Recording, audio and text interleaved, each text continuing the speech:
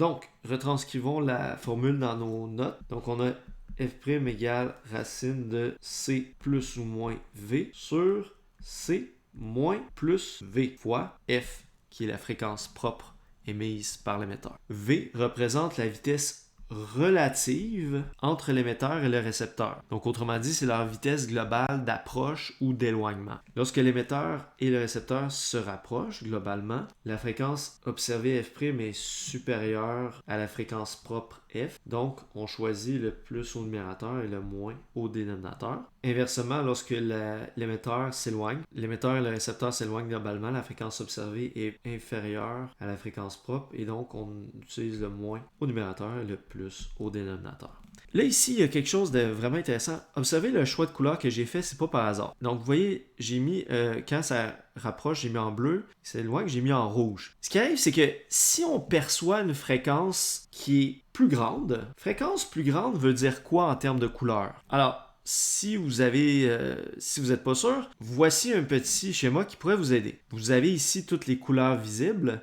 avec leur longueur d'onde approximative. Donc, on va du rouge à 700 nanomètres jusqu'au violet à 400 nanomètres. Puisqu'on a la vitesse est égale à lambda f, la fréquence est égale à la vitesse sur la longueur d'onde. Donc, plus la longueur d'onde est grande, plus la fréquence est faible. On l'a parlé souvent, la fréquence et la longueur d'onde sont inversement proportionnelles pour une vitesse constante. Donc, si on a une fréquence observée qui est plus grande, ça veut dire quoi? Ça veut dire qu'on va vers des longueurs d'onde plus faibles. Donc, on va vers là.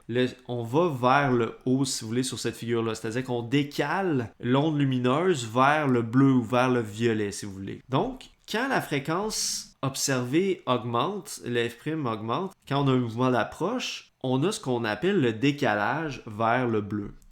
La couleur perçue va être décalée vers le bleu. Ça ne veut pas dire qu'on va voir bleu, c'est que la couleur va être décalée vers le bleu. Donc, si par exemple, la fréquence propre serait jaune, mettons, la lumière émise est jaune à la base. Mais là, après ça, vous imaginez que vous courez ou en fait vous êtes sur un vaisseau spatial qui va à une vitesse relativiste par rapport à la source de lumière. Par exemple, le soleil, là, mettons qu'il émet une lumière jaune, puis là, vous allez à une vitesse relativiste en vélo spatial, donc mettons à 60% de la vitesse de la lumière, vers le soleil, vous allez voir une couleur qui va être décalée vers le bleu. Vous n'allez pas nécessairement le voir bleu, mais elle va être décalée vers le bleu. Donc, si vous allez à une certaine vitesse, peut-être qu'à la place de le voir jaune, vous allez peut-être le voir vert.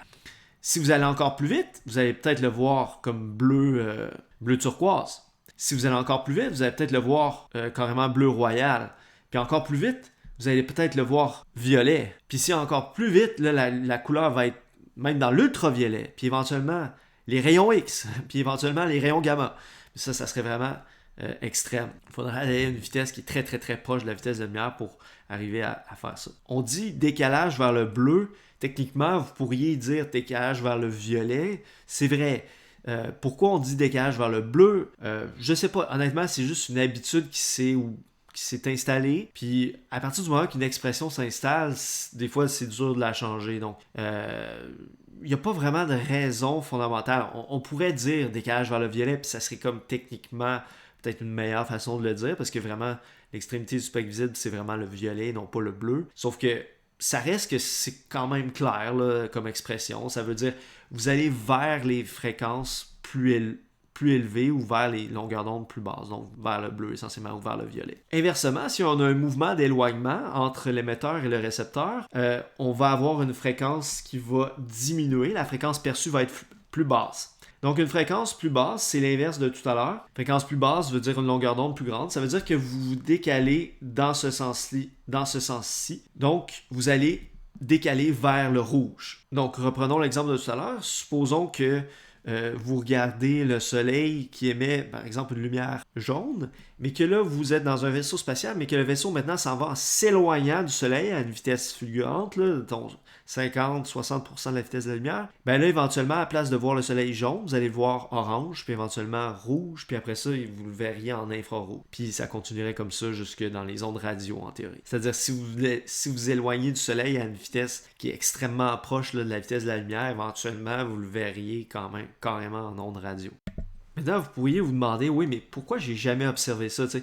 Comme par exemple un feu de circulation, mettons un feu de circulation rouge, est-ce que c'est possible de, quand on s'approche du feu rouge, de le voir vert à la place? Ou même bleu? Ben, évidemment, en voiture, c'est pas possible. Parce que, d'ailleurs, ils font le calcul dans le manuel, vous pouvez aller voir, la situation 2.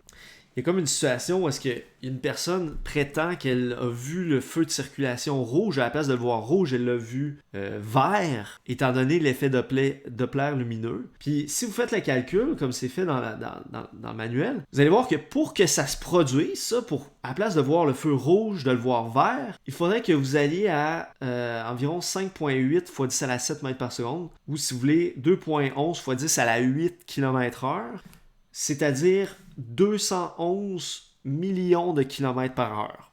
Donc, évidemment, c'est pas possible en pratique. Dans les vitesses ordinaires de tous les jours, on peut pas observer l'effet Doppler lumineux puisque la différence de fréquence perçue est trop faible. Donc, il n'y aura pas d'effet visible à des vitesses normales comme une vitesse de 100 km/h, par exemple. C'est pas possible. Donc, à toute fin pratique, c'est normal que si on voit pas si on connaît pas la physique, on n'a pas conscience de ce phénomène-là parce que c'est juste pas observable dans notre expérience courante. Toutefois, ça existe et ça a des implications très importantes en astrophysique et en astronomie. Alors voici par exemple une galaxie. Alors comme vous savez, probablement, une galaxie, c'est en fait une collection de myriades d'étoiles là, qui sont regroupées ensemble par gravité puis qui tournent autour du centre. Mais il y a un astrophysicien vraiment génial qui s'appelle Edwin Hubble, qui est devenu un peu célèbre là, à cause du télescope spatial Hubble qui a été nommé en son honneur. Edwin Hubble a découvert quelque chose de vraiment capital en cosmologie, c'est qu'il a découvert que quand on regarde les galaxies lointaines, elles semblent toutes s'éloigner de nous, sans exception. Si on regarde des galaxies qui sont proches, il y en a qui s'approchent de nous. Mais quand on regarde des galaxies lointaines, ils sont tous en train de s'éloigner de nous.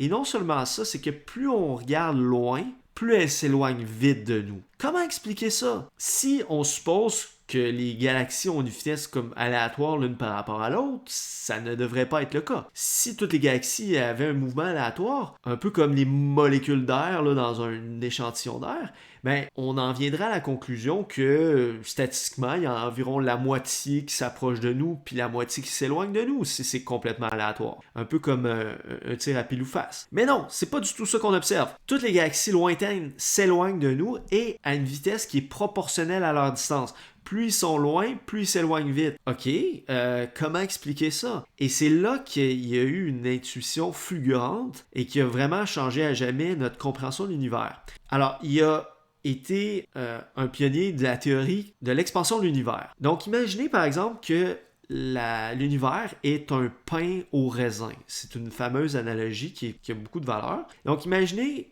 que l'univers, dans le fond, c'est le pain au raisin en tant que tel, et que les raisins à l'intérieur du pain, c'est les galaxies. Si vous mettez le pain au four, évidemment, il va gonfler au fur et à mesure que la cuisson va se produire.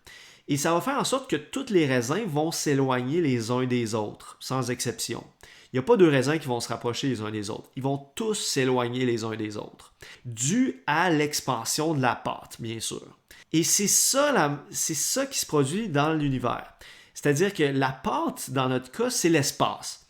Donc, l'espace lui-même est en expansion et c'est ça qui fait en sorte que les galaxies s'éloignent les unes des autres. Donc, si par exemple nous sommes par exemple dans la galaxie ici qui est représentée par le point bleu et que vous regardez toutes les autres galaxies qui sont les points jaunes, ben oui, au fur et à mesure que le temps passe, vous les voyez tous s'éloigner de vous, n'est-ce pas? Alors c'est ça l'expansion de l'univers. Et ça, c'était capital pour arriver à la théorie du Big Bang. Donc autrement dit, comment on a su que l'univers était en expansion? C'est par le fait que toutes les galaxies lointaines s'éloignent de nous et la seule manière de l'expliquer, c'est par l'expansion de l'univers. Ce qui nous amène donc à l'idée que si on refait le chemin à l'inverse, c'est-à-dire que si on revient dans le passé, puis qu'on fait comme un rewind, là, si vous voulez, ben là, évidemment, puisque l'univers est en train de grossir, si on fait un rewind, l'univers va au contraire se contracter si on vient de plus en plus loin dans le passé. Donc, on en est arrivé à cette idée-là que, au départ, l'univers était beaucoup plus petit, beaucoup plus dense, beaucoup plus chaud et beaucoup plus lumineux.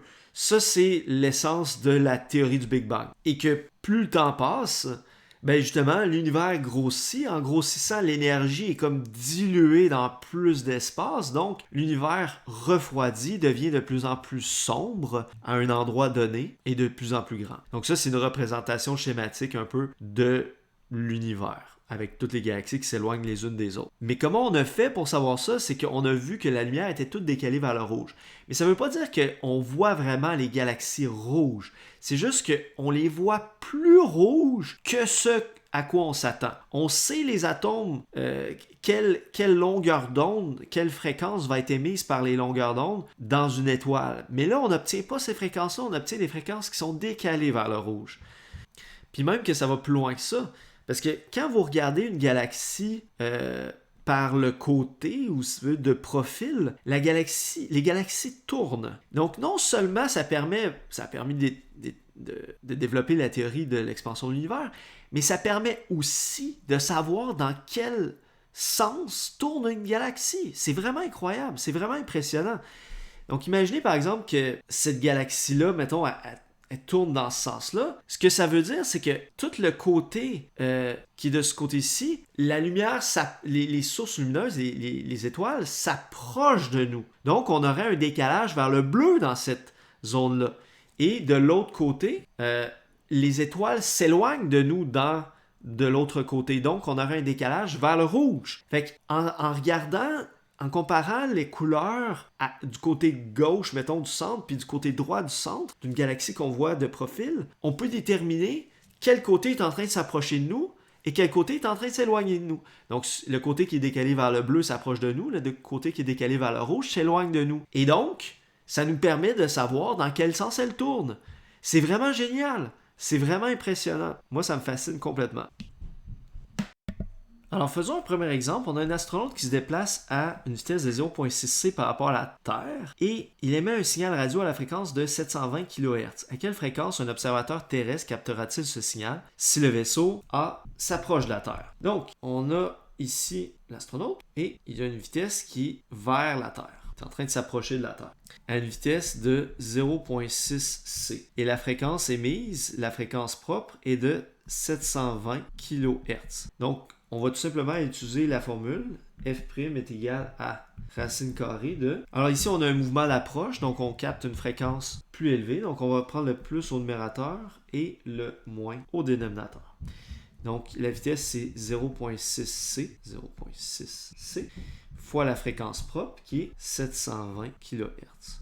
J'ai pas besoin de mettre les kilos, bien sûr, ça serait 720 fois 10 à la 3 Hz, mais j'ai pas vraiment besoin de le convertir en Hz. Je peux juste le garder en kHz, puis je vais obtenir la fréquence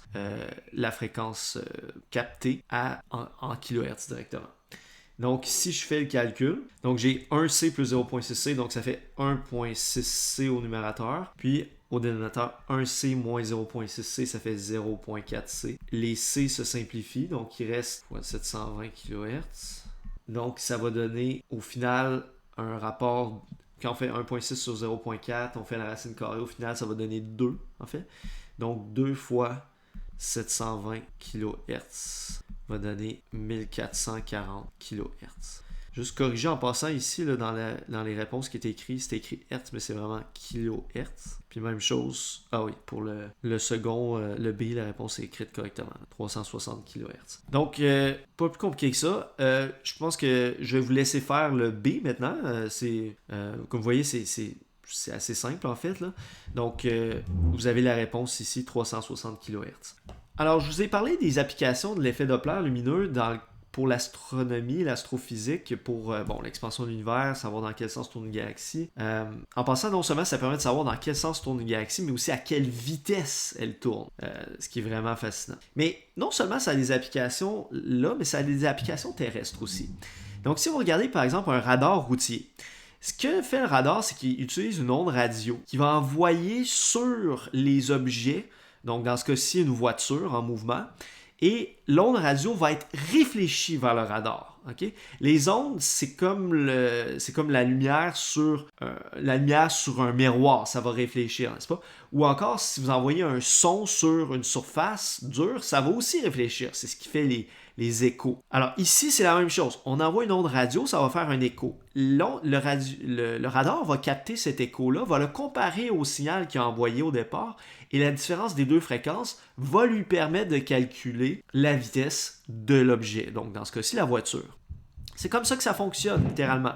Puis d'ailleurs, on va utiliser aussi des radars, pas juste pour mesurer la vitesse des voitures, mais aussi la vitesse d'une rondelle de hockey. Donc si on a par exemple Steven Stamkos là, qui décoche un boulet à 164 km/h, mais comment on sait que justement la rondelle va à 164 km/h? C'est grâce au radar qui utilise encore une fois le principe de l'effet Doppler. Puis même chose là, au tennis, là, quand on sait c'est quoi la vitesse que la balle a été frappée au service, ben c'est encore une fois le même principe qu'on exploite. Vous allez me dire, oui, mais dans ces cas-là, c'est des vitesses qui sont considérablement inférieures à la vitesse de la lumière. C'est vrai, c'est vrai. Néanmoins, c'est quand même l'effet Doppler qu'on utilise, puis c'est l'effet Doppler appliqué sur le spectre électromagnétique, parce que dans ce cas-ci, c'est des ondes radio.